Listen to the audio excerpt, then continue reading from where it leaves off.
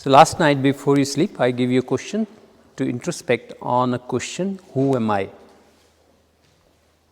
So, I said that start afresh, start from your experience, not from your thoughts or memories, or what someone has said or what you have read, but something which you actually can relate to. It should be your experiential truth. So, and then in the morning, some people come up with some answers. Someone said that how they identify their I with, I don't remember exactly, but they mention about their family, their job roles, or the contents of their experience, the what they have experienced. So, if I ask you in a very general way, in a very friendly way, who you are, so what would you say? Anyone? It does not have to be very theoretical or correct or philosophical answer. There is no, it is your answer, it should be your answer, that is most important thing. So, what we are doing is, there is a method of meditation in Vedanta, which is known as direct method. In this one, you start with your daily life, and then you try to find out the ultimate truth you can touch, while going deeper and deeper and deeper into your daily experiences. Something you can directly relate to, without subscribing to any other ideas you borrowed from books or from someone else's experience. So, if I ask you this question, who am I? What would be your thoughts? As I said, there is no right or wrong answer. It's just the starting point, and then we go further deep down from there.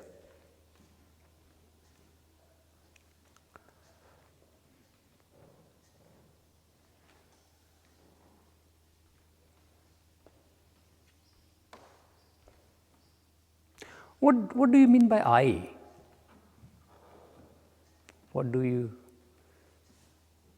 What sense you will ascribe to it? My memory, the food I've eaten. My memory, Yeah, and the food I've eaten, that's what becomes me. So, memory is more, my mental part, and food through body. So, the body I perceive, and through memory I remember, I was like, if you see my childhood photo and my now photo, they will be entirely different. But in my memory suggests that they are the same. So, I believe that they would be the same. And there are some people around me who confirm that they are the same. So, I further can substantiate it that they are the same. Yep. Yes. I think I is your attachment to whatever follows. So when people go, I am a girl, I am a mother, or I am a daughter, that's what we see ourselves with, attachments to that particular thing. I am a doctor, secretary. Yep. We tend to just keep, but it's just your identity of Yep. what. Yes. So, Kylie is I think saying other that. people see us as well. Yeah. So I is basically whatever the information is on my ID card, photo ID card. That is I. It's can mention job role, my sex, male or female, date of birth, name, Age, whatever. or all those information. Okay, So, photo ID card is equivalent to I.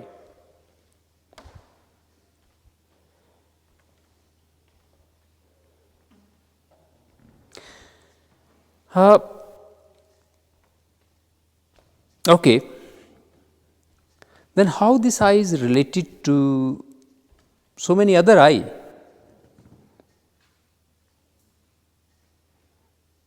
There's so many photo ID card, different age, different sex, different job occupations.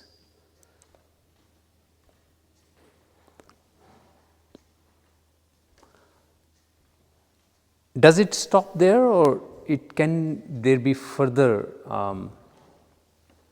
any deeper truth than that? It's your experience, your contribution. Because if you see those, sorry, what you said, Abby? No, you're saying can it be more, and I said it's your experience and your contribution. And how it grows. Yeah, how it grows, how it develops. Because as you So get older, Narusha said, I'm a mother, and we were talking about it later, and I'm going, I'm a mother, but I'm mother in different ways to each of my three children. They're different people, they need different type of mothering. So it's not just a standalone, I'm a mother, and that means that, that's it forever. yeah. So according to the need and the experience and my understanding and that person's how they receive it, there's variations.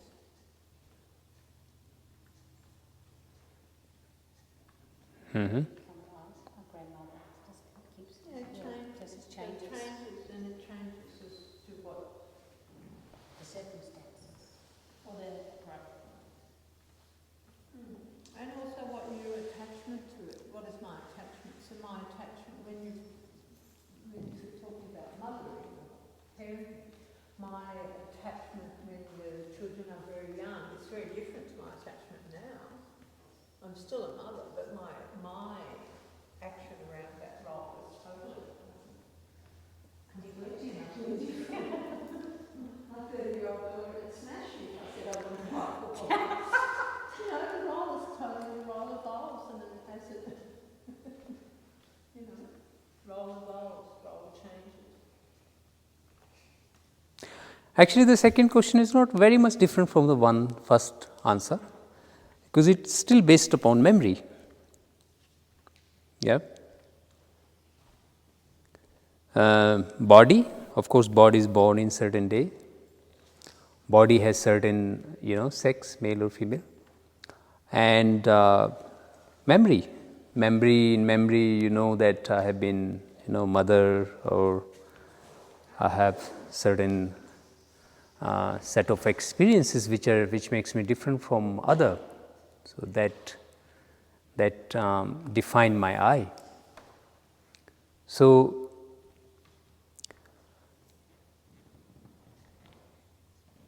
you slept yesterday night, okay? All of you. I hope so. And did you have dreams? Yeah. You may remember it now, you may not, but you would have some dreams. And then you would have some time in which there was no dream? Yeah? Do you remember anything about that? No, not now. But you were there. So what was that? So your memory can't help you now. And we go every day about 2 hours in that state, and body is looking forward to it. If you don't have those 2 hours, you'll be in big trouble. So it's such important for the body. And you don't have no idea what was that. You have no dream. You don't even know whether you are alive or dead. Of course, now you can say I was alive because you came out of it. But you have no memory. So, if you reduce I just to memory, then there is some problem, isn't it?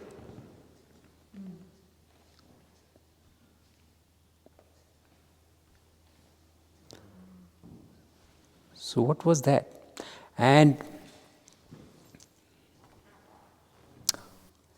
it is something body look forward to daily. Yeah. Body, well done. See, she's already in that state. So demonstrate, we do demonstration too. We just don't talk. Exhibit A.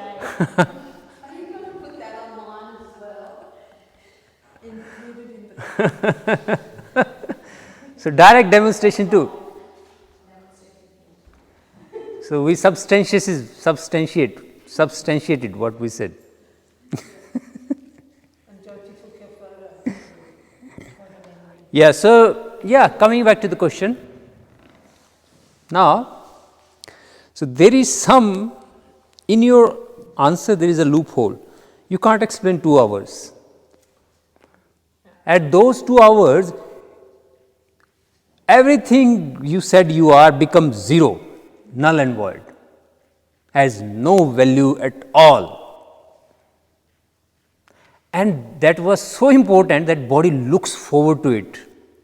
And that's so important that if body can't go into that state daily, how many people we are on earth? 6.5 billion. Each of us, each body, if you don't go into that state and it happen over and over, you will get mad. It's a form of torture. So, it means something deeper than that, than our memory. In fact, our memory can't function well. Those people who have insomnia, if they ignore it long enough, they will have memory loss, because memory can't reorganize itself. That's what brain does during that time, recover, bounce back for the next day. And if body has some capacity to handle some aberrations, some fluctuations, but if it go long enough, it create trouble. Yeah, so how would you explain the deep sleep? That is known as deep sleep. In Sanskrit, they call it Shushupti. So there's 4 states: Jagrit, Swapna, Shushupti, and Turiya. So you're talking about Shushupti. Shushupti is deep sleep. Deep sleep when there is dreamless sleep is also. No, there is nothing about that. I didn't come to that yet.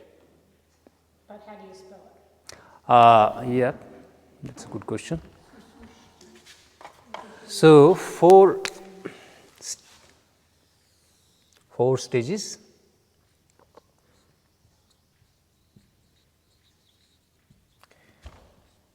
Jagrit,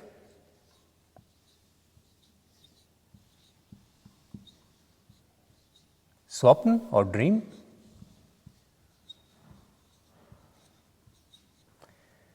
Shushupti,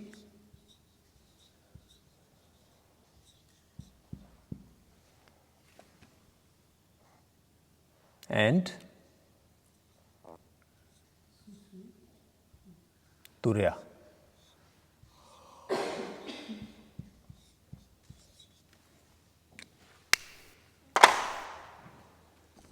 Yep. So, Shushupti is this. So, this is the normal waked state when you're awake. This is dream when you're in dream. And this is dreamless sleep or deep sleep. Turiya is this is known as 4th state. It's hard. It's like in Vedanta they use when you can't define someone, when you can't describe something, then you tell it by a negative method. It is not this, it is not this, it is not this, it is not this, till you get to the thing which it is. Yep. So this is a neti. Okay. So now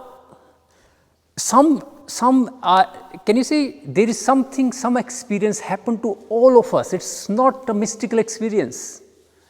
It is a daily life experience which happened to all of us, which is so crucial to all our existence that we can't exist without it.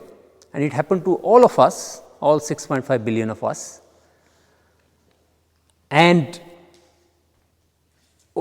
we need to explain what it is, what kind of state of mind is that, because there is no role of memory or no thought. There is no thought in that, because thought need memory. If memory is gone, thought is gone, like a computer. If there is no RAM or ROM, a computer can't work. This thought need memory. Thought is always based upon memory. So 2 hours, you don't have any thought, you have no memories, all your identification is gone, then who the hell you are? Yeah, there is a crisis here, isn't it? So you have to find out.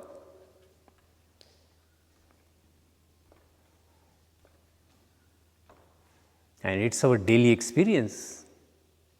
We take it for granted, but that happens.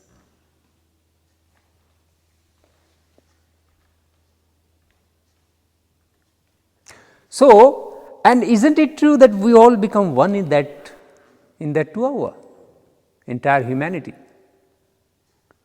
Because all the divisions have gone, thought that divide us is gone, I, the sense of separation from the world, is gone, memory is gone. So, you merge with something indivisible, underlying reality, fundamental reality. Yeah? Now, Abby is getting ready for sleep. Shushupti, sorry, not sleep.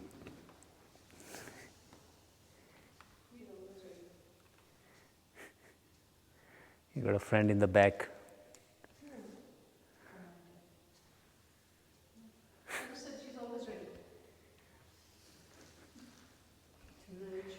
So, All aspects of humanity, all sentient beings. So we're all the same in that dreamless state.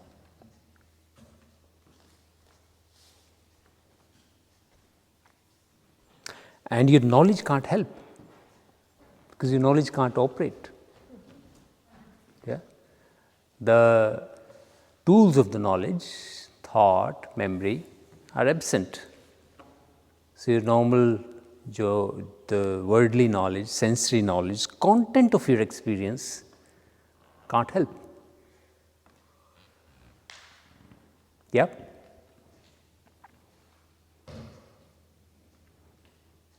So, what is that? Who am I? You give a nice definition, and both were correct. And that's what photo ID is used to, they recognize, they're smart people, you know how to identify yourself, but that can't catch that sushupti.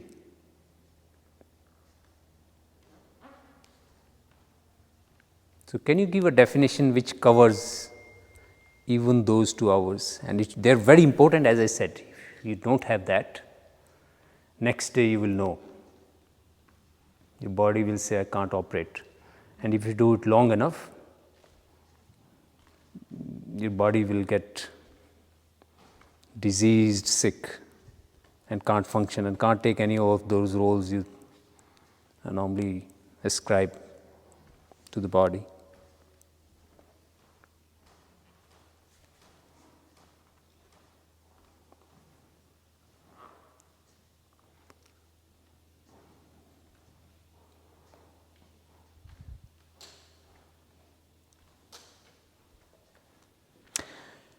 Since my childhood, there are 3 questions I always concern me.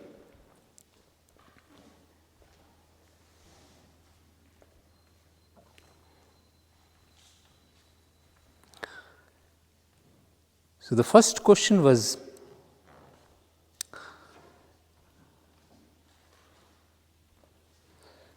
when you see the life around, a constant struggle, a fight, you ask, how can I have eternal peace and happiness?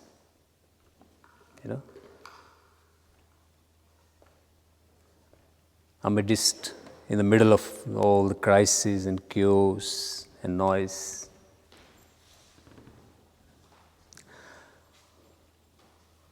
The second question is, what is the nature of reality?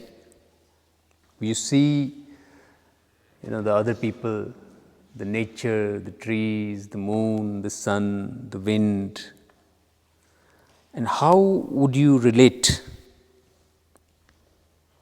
to them? What is the underlying reality? What is the nature that connects everything? Is there something underlying, or are all they are separate? And the third question is, how, once you become clear on first two questions, how I should act, how should I live my life? This is more ethical question, the question about conduct.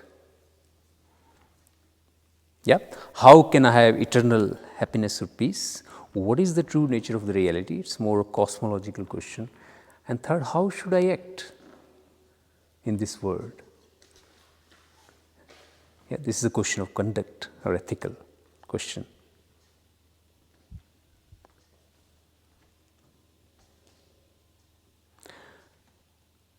One is, be practical, see the situation, adapt to that situation. That's all fine. That's the way we operate in the world. But is there something more to it, or is this the end of the story?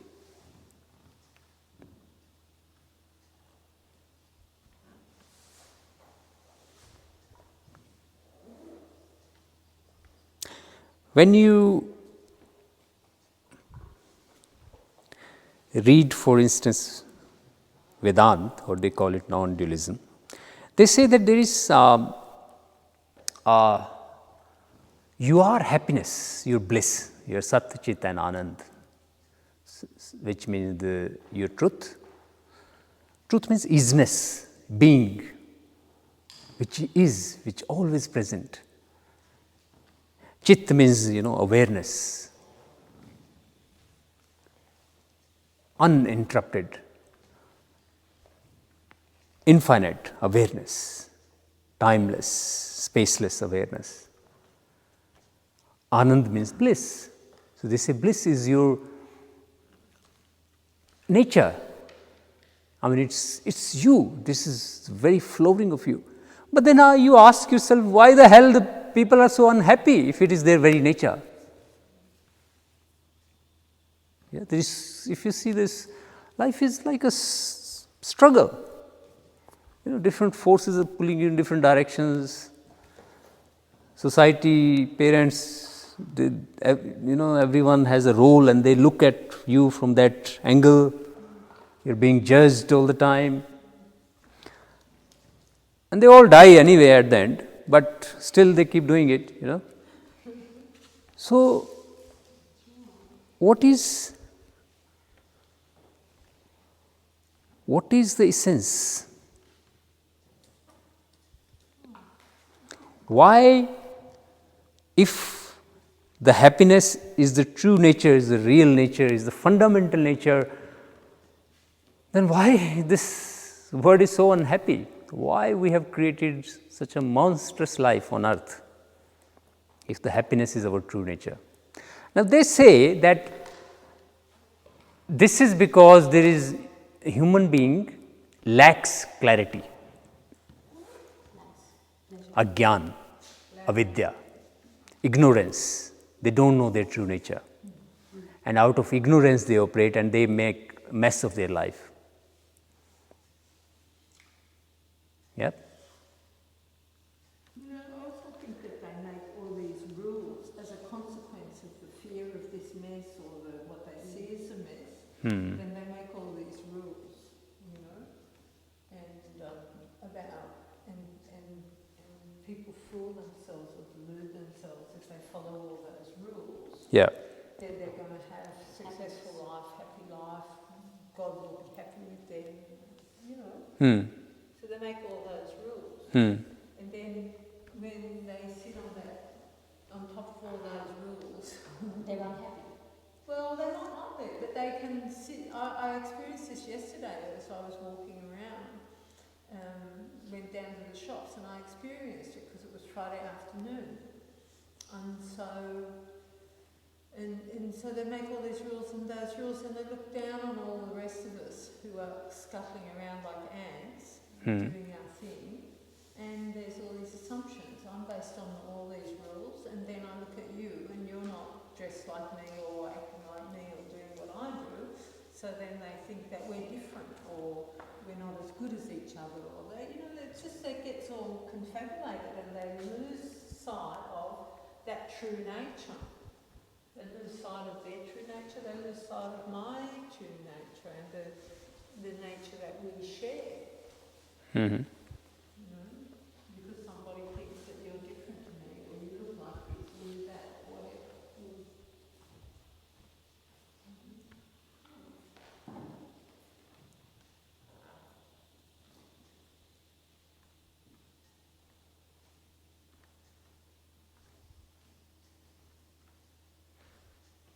I think in this day and age there's a lot of people that don't follow their, or may not know their true Dharma because someone puts, like what you say, sort of what you say about the ideals.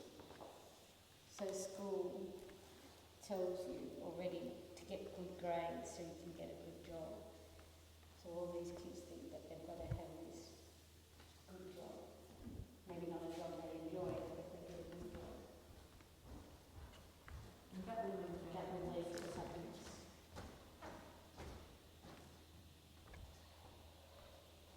It might be useful, but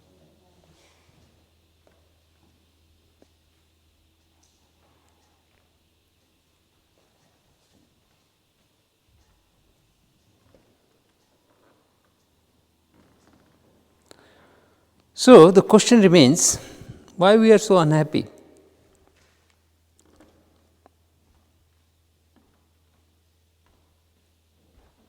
No, all of us are unhappy.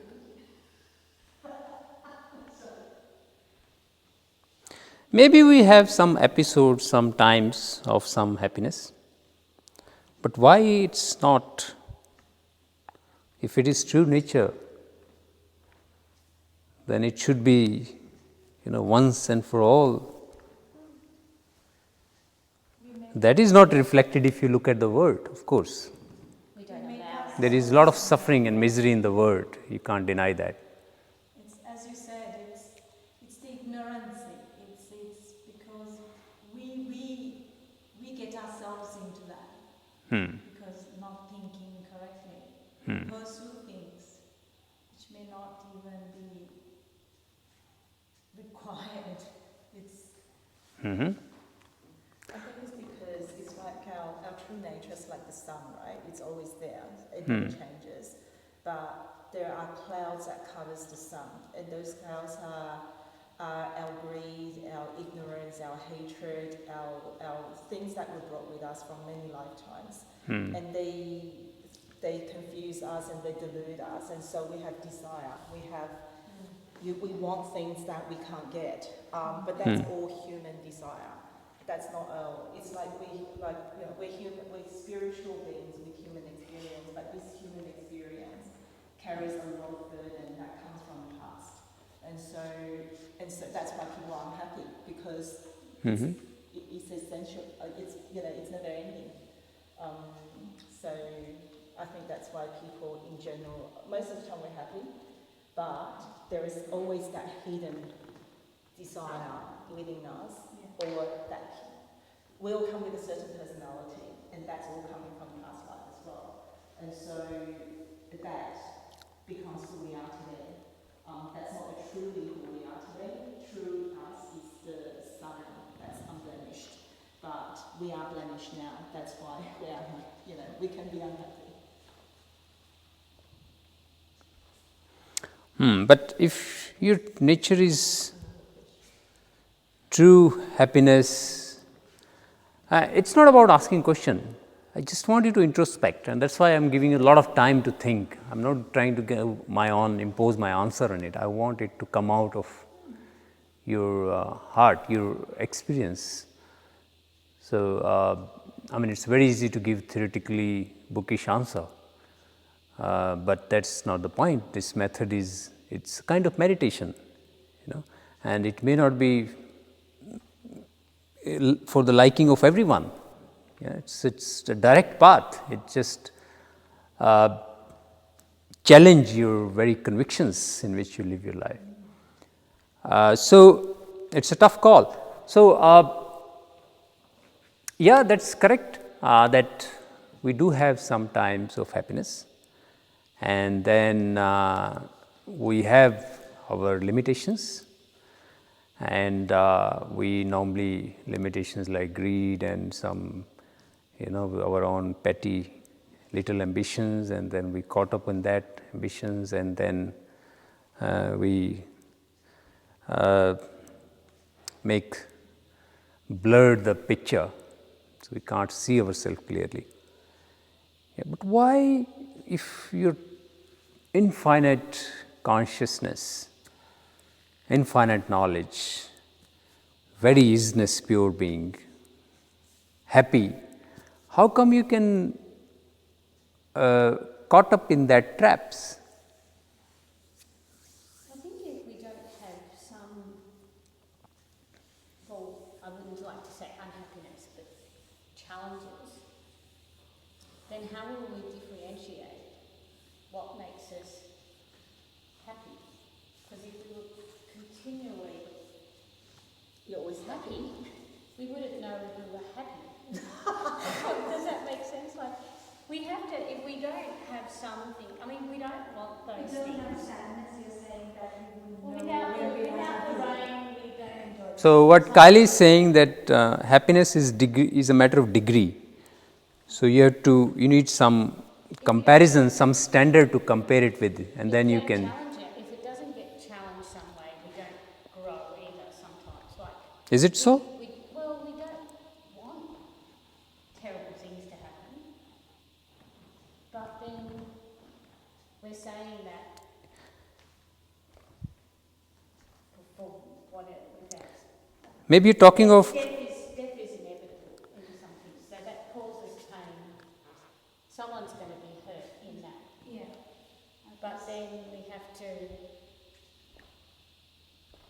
learn to overcome those challenges. And then when something happens that's good, whether that's like, someone being born or something that's, then we have that, we feel that happiness. It's like young people don't So is understand it- the meaning of good health. They think that I'm invincible until they get sick.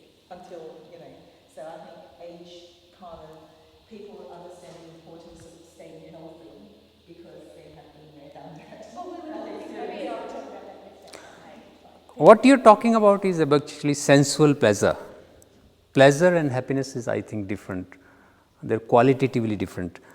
Pleasure and pain, you make sense that our sensations, if we have seen the pain, then they can enjoy the pleasure. It's a matter of degree.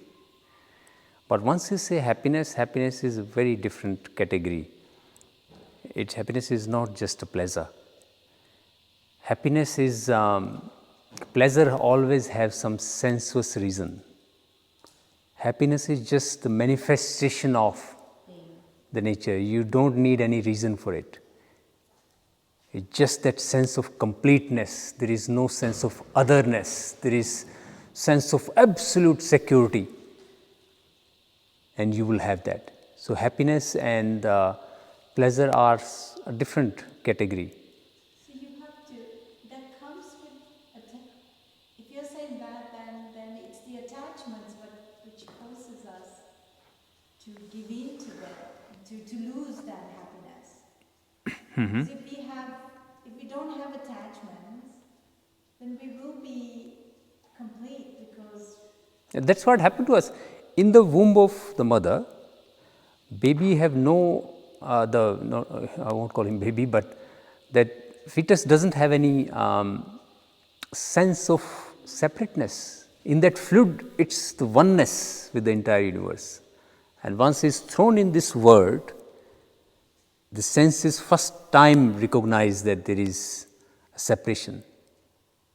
You can recognize in terms of the universe, and the whole is life. The human being want to go back into that state. Now he can't go back to the womb of his mother. So, but that oneness is someone deeper. he or she always seeks to find. Okay, I will tell you a story. Okay, once, for instance, there is an actor, for instance. Let's say his name is Dev. Yep. And Dev is a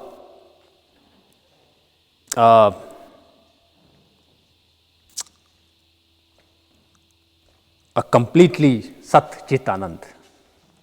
Yep. So he's pure awareness, pure knowledge, pure peace and happiness. And then he decided to become an actor. He took role of someone, like some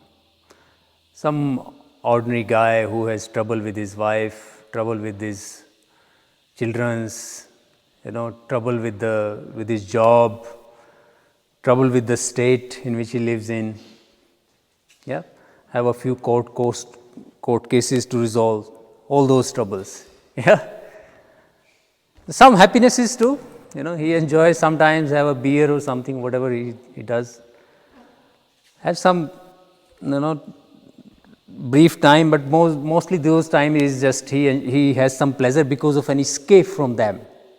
But those things are holding on to him. Yeah. Now that Dev, imagine that he forgot that he is Dev. And he lost into that character, his character, for instance, his name is Anand. Yeah. So now Anand has all these troubles. His name is Anand, but paradoxically he has all these troubles. Now, what he will do? Yeah, he was something. He forgot. He just thought of playing a character.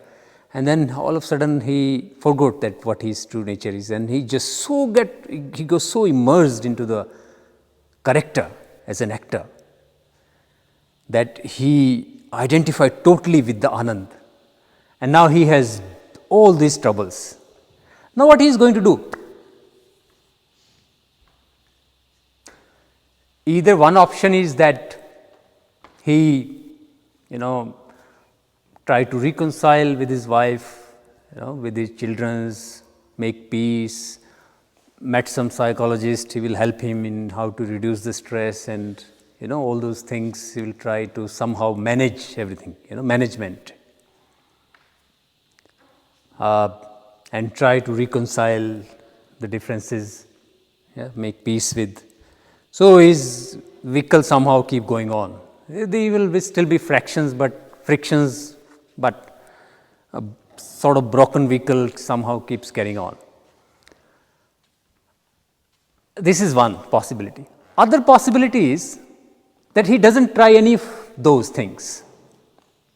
He doesn't try to go that way at all. And he try to find his true nature. Yeah? And then what he has to do? He has just forgotten, because he gets so attached to certain content of the experiences. So the moment he goes away from Anand and come to Dev, he is already there. And those problems are become superficial. And in fact, all will get resolved. Nothing can stress him anymore.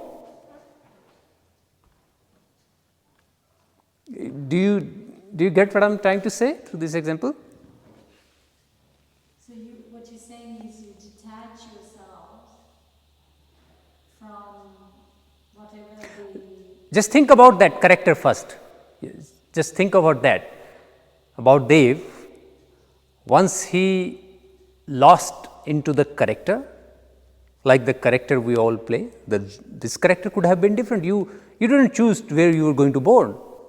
You didn't choose what, there are some situations, but broadly you're born in certain society, brought up in certain ways, like certain foods because you're grown in that kind of thing, you know, this comes, and then you have small little choices, but broadly it's the circumstances. So now you are caught up in that. Once you try to reconcile, and one you try to find your real self. And then once you find the real self, the very problem, the nature of the problem changes. Isn't it? Why can't you be both? Why can't you be? Both find true yourself, true self, and then reconcile as well at the same time. Why can't you find truth and reconcile yourself at the same time? You don't need to. I mean, you will reconcile. Thing changes because once you are not the same person, you are also a participant. Once those frictions comes, you are a certain person. So that's what I'm trying to say. So if That is not your focus. Yeah, that is not your focus anymore. Once you, those things in time will resolve on its own. Those become unimportant. Yeah, because your daughter, for instance, your son have a problem with you because you are in a certain way too. And then now you stop defending those things, convictions, those resistance, and now you don't have them. So those will dissolve, they will dissolve. You don't have to reconcile them. They will dissolve. You know what I mean? Because other person, you think I am that, and you hold on to that, and you secure that for every reason. And you may not actually be that. And that brings so much misery and suffering. Now, coming back to our experiences. So, how many people slept so far? Goes into Sushupti so far? Now, coming back to that dream. What happened to dream? Now we will go to dream. We talk about Sushupti a lot. Yeah, Jagrit, you know enough. You started with this. We were on this one, and now Swapna. Swapna means the dreams. What happened to the dream? When you dream. Yeah, I mean, some dreams you forgot, some you remember, but they are normally the same nature. Normally, it's very horrifying. The body tend to forget it.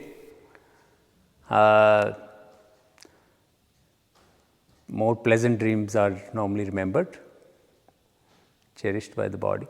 So, but the dreams are dreams. So, if we go to the dreams, what is about what you are at that time?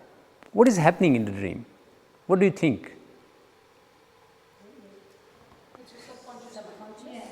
Yeah? going through a memory. Yes. But at that time, once you're in the dream, is there any I? No, it just happens involuntarily. It just happens involuntarily. Well, you're watching yourself. Yes, but there is you or not? There is no ego, there is no attachment to the I, even though it's there. It's not yourself. Yes. Expectation from the I. Yes. But isn't it that there is some I is there? Because you can clearly say that this is happening and I am, you know. Yeah. That sense of I-ness is still remain there. Someone is watching and you always, but how it's different from, I want to say, how it's different from this first one, the Jagrit. You know, in the Jagrit, you have thought, you have memory, you have perceptions, you have sensations.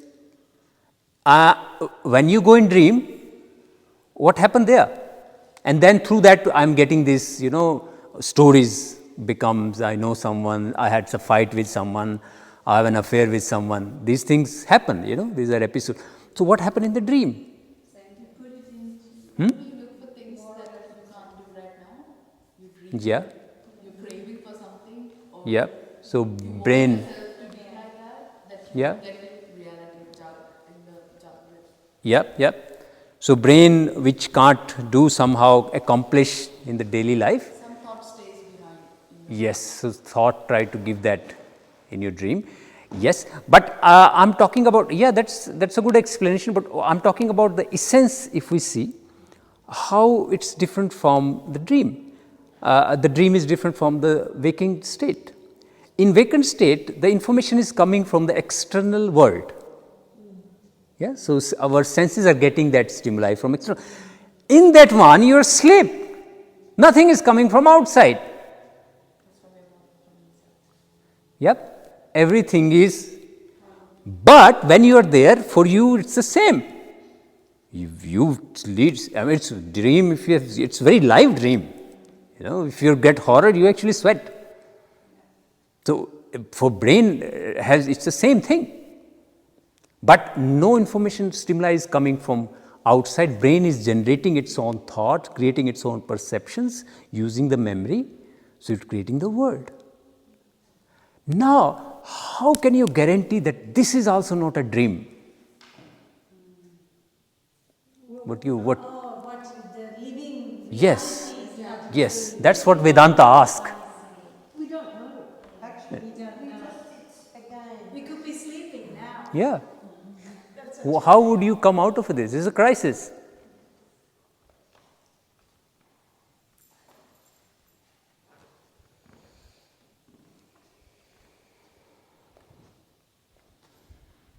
Isn't it a good meditation? That's going to be challenging.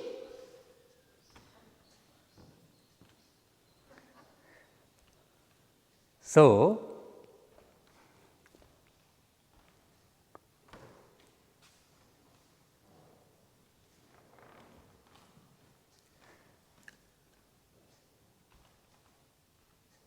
Are we supposed to remember certain dreams? You know how when a lot of people go, I don't remember my dreams, and other people can get up and yeah, some people remember better than other, but most people remember some dreams, some they don't. No one remember every dream. no. But are there dreams, the ones that you sometimes remember, Yes. as obscure as they might be sometimes? Yeah, that's true. Like she was saying that sometime you try to accomplish what you can't accomplish in the Is it daily life. like not Yeah. a message, but sometimes it's a Yeah, hidden message to say. that's true. Yeah. We have some, hidden desire, fantasies. You were saying that, so obviously the dreams that we seem to be getting up out of it. Hmm. And if you ever think this is a dream, that my reality is a dream, then am I going to get out from that? That's a good question. Because she's saying that, look, I'm not helping you, you're helping yourself. She's saying that in dream, the dream can be negated once you wake up. You know it's a dream. How are you going to negate this one? Which state you will enter into in which you say that this is also a dream? When you die. Huh? When you die. That has to be. The spirit says, I look down, okay, that was a dream. You die? Yeah, she's saying. Because the spirit lives on forever, right? And then you Yeah. move on to a different planet. Yeah, the problem with the die people, look, those who die never come to tell what was their experience. And those who talk about death have never died yet. It's a, People actually say that was a dream, so it's a saying, right? So, waking up every day is like waking up from a small death and then you die. Yeah, And one day one day and, yeah. But and they say, but can you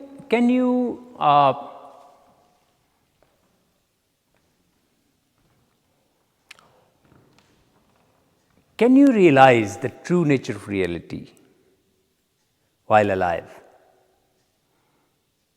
Can you understand the true essence of this Jagrat?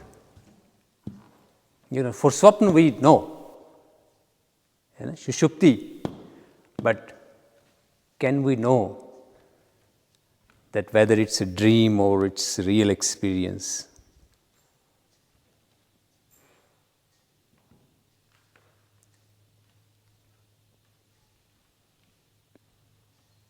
Well, in a dream, in my physical body is just here in this one space, but I can be in Africa, I can be in India, I can be many, many places. In the dream, in that dream, Hmm.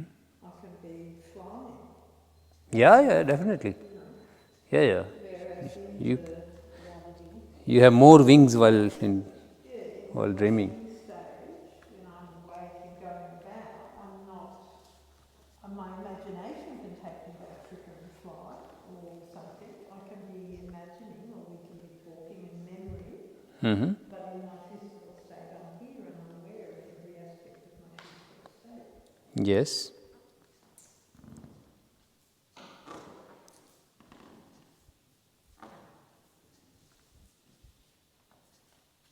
So some people, when they're very unhappy or in a lot of pain, Hmm. will induce, through whatever drugs or alcohol or whatever, a state of sleep so that they can be out of the physical state of pain and the reality.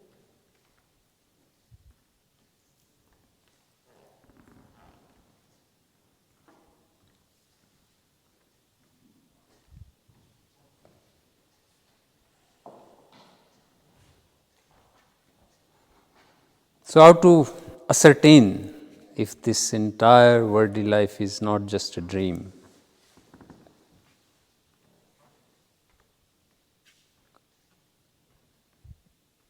Can you repeat that? How to know, how we can have an affirmative, certain knowledge that this entire world of all the content of our experience is just an illusion, like a dream is. Because dream is an illusion.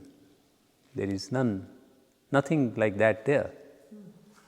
They have object, they have subject, something is happening, there is a story, but all is just an illusion.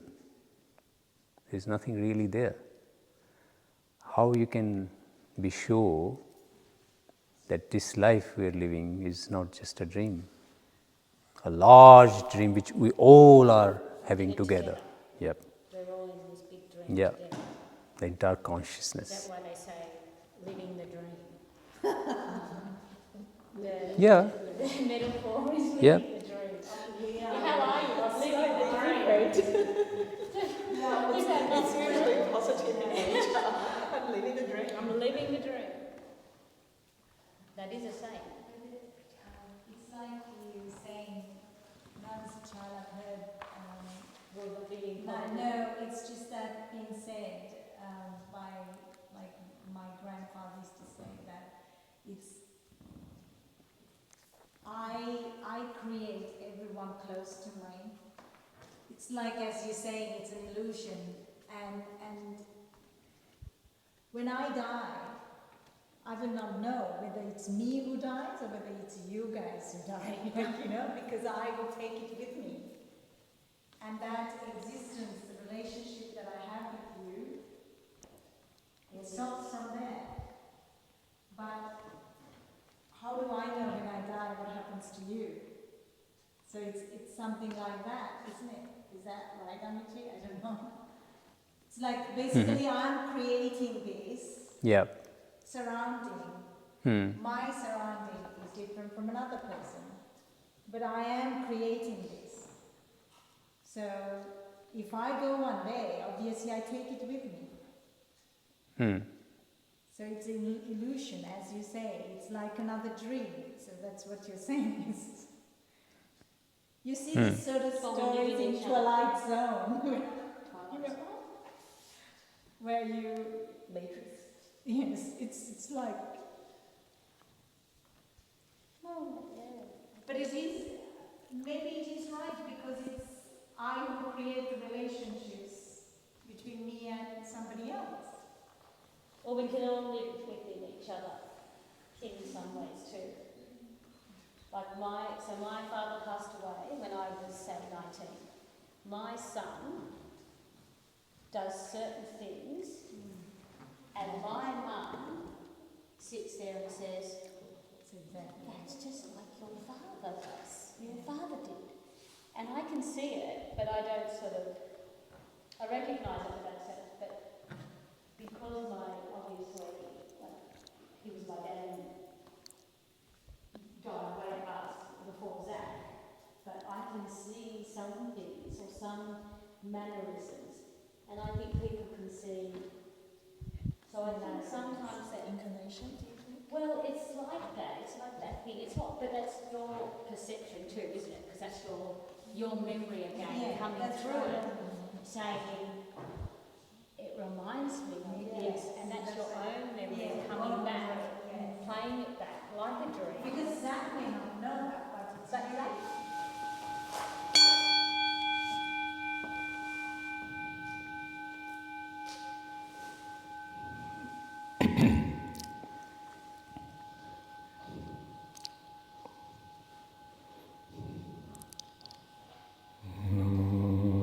Tassa bhagavato arahato samma sambuddhassa. Namo tassa bhagavato arahato samma sambuddhassa. Namo tassa bhagavato arahato samma sambuddhassa.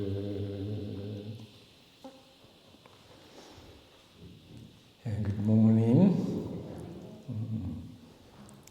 Nice to be here with you again. This is my third or fourth time, I think. Thank you for inviting me. And as you know, I've known Amitji for a long time now. And it's nice to be invited. And you're very lucky, no? To have a good teacher, as I always remind you, that who dedicated his life for you people. It's not easy. And I have a little bit of taste of that. When I first came to Australia, it's a big sacrifice in the beginnings. It's a rewarding thing. And we should be always grateful, when I look at the world today, this is what I find, the lack of gratitude. We are born into this beautiful place, whole universe, wherever you go is beautiful and abundant. Yet people are not happy. We are living in heaven, almost a heaven. But people are not happy, no? And I work with all sorts of people, from bottom to the top. But I see the same pattern. And it's nothing to do with the external world, but something wrong within us. Isn't it? And I always wonder, as you know, professionally I'm a clinical psychologist and I meet people. And I always try to go a little bit deeper than so-called presenting problem, to see what is really going down. And I always end up with saying there's something dissatisfaction within themselves, nothing to do with the external thing, nothing to do with the so-called presenting problem. Sometimes maybe like what the Buddhism and Hinduism, we talk about the dukkha, no? Almost like what we call existential anxiety. So I always wonder, why is that? And on the way I was thinking, It's a very interesting paradox in human life. I'm just talking what will come to my mind, okay? This is not a prepared talk. And we all agree that our perception is not accurate, no? And we've taken for granted. And what I see and what you see and what we think, all our cognitive processes are very different from person to person, isn't it? And all in the history, in the East and the West, people always talk about it. And they always wondered, considering that complexity of our perception, for example, can we ever know the reality? Because what we always see, our own presentation, interpretation, it works. But it's different. There is something else there. So what the philosopher is trying to say, the way what we see may not be what it is, which we all agree. So if we go deeper then to that question, in that case, how we know may not be correct either. Isn't it? If we know, if our perceptual process is correct, then we should be able to see things as they are. So when you look at them in both ways, we don't know the reality, or we don't know the mechanism of how we come to know either. And we don't question it. We just go around, isn't it? Taken for granted. So when you look at that, life is, you can see very well, it's a condition. Like acting. If you are an actor in a particular play, all you need to know is your part. So as long as you act it out, it's okay. I think this is what is happening. So we created this world and we just playing a role in that. But the one who is playing, no sense of that. As when the acting is going on, we take, it's everything okay.